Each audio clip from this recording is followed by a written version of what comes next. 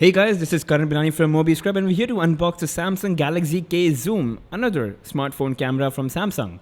Now, this is really just a Galaxy S5 and they've taken it and converted it into a super camera. Of course, you can carry it in your pocket and you can use it to make phone calls or send text messages or upload photos to Instagram, Facebook and so on.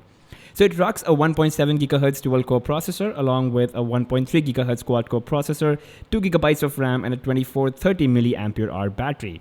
Now, what's really amazing here is the Samsung's 20 megapixel lens with 10x optical zoom. And we'll talk more about it, of course, but let's just go ahead and unpack the device.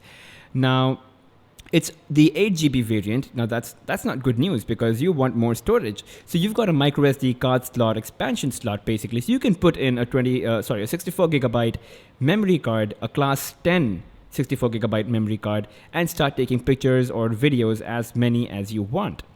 So here you go, guys, the Samsung Galaxy K Zoom. It looks a little weird, but that's because it is a smartphone camera. It's not meant to be one of those standard smartphones that you carry in your pocket.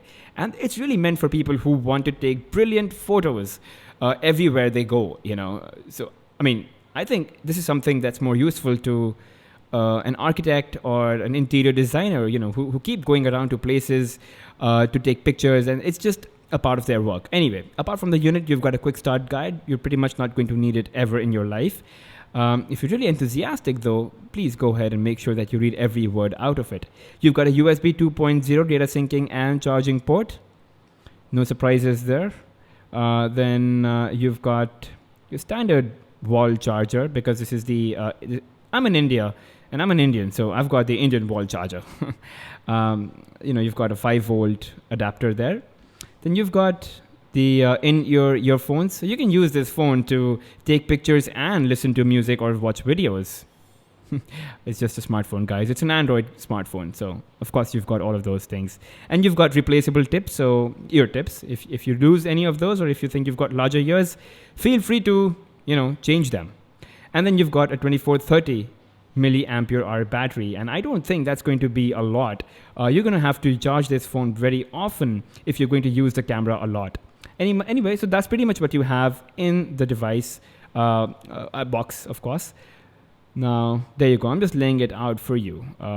Let's just quickly get rid of all of these things and talk a little more about the smartphone camera.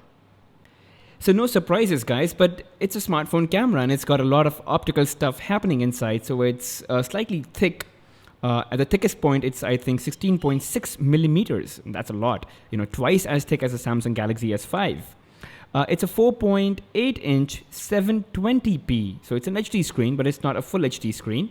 The power and lock key on the right edge, and you've got the dedicated camera button. You've got the volume rocker at the right edge. At the top, you've got a 3.5mm headphone jack, and as you can see, it's pretty thick.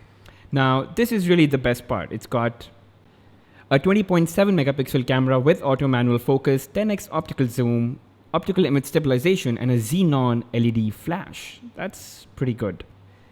And what you see me rubbing is also the back panel. It's soft, it's got leather finish, it's got a dotted pattern, great grip, but it's still plastic at the end of the day, but you're not going to really feel it. I personally really like it. Again, it's really giving me a great grip, soft finish, and does not feel bad at all. What really comes as an obstruction is this lens when you're holding the phone, but that's okay. You're going to have to get used to it, guys. After all, you chose to buy this phone.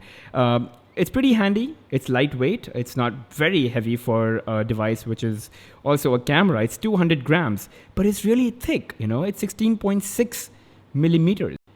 But then, as one of my really good friends say, that, you know, it just takes around 2 to 3 days to get used to any device that you're using.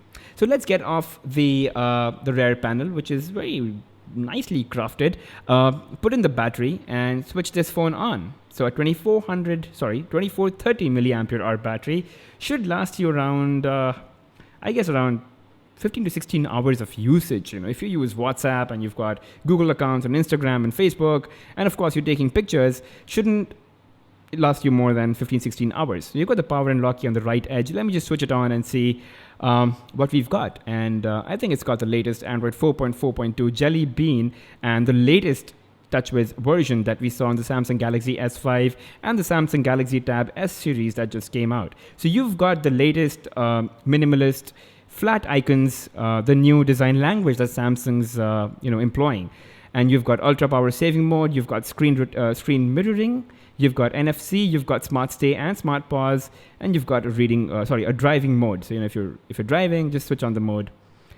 The latest design interface, as I just said, you've got colorful flat icons in the settings panel as well.